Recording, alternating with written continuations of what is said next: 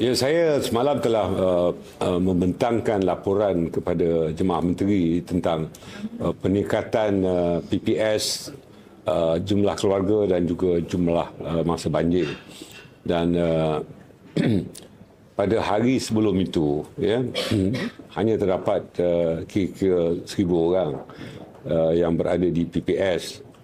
Tapi semalam telah meningkat ke angka 3,400.